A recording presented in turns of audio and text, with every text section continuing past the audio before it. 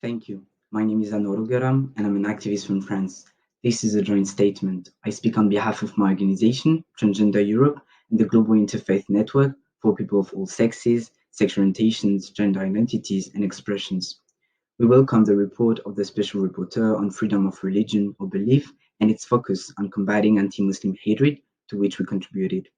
Over the past decades in France, the image of and policies towards Muslims have deteriorated.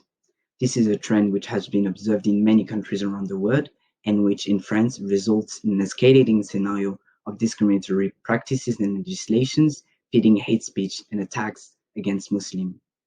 The latest attack to date, the so-called Islamist separatism bill targeting Muslim people and Muslim-led associations.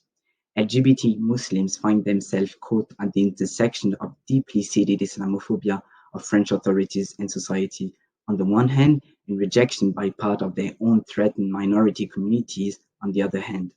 The importance of proactive policies and concrete actions protecting LGBT Muslims is directly proportional to their systematic erasure and exclusion from institutional, professional, and political spaces.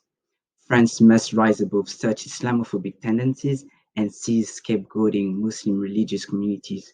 We, LGBTI plus people of faith and allies, denounce such human rights abuses. I thank you.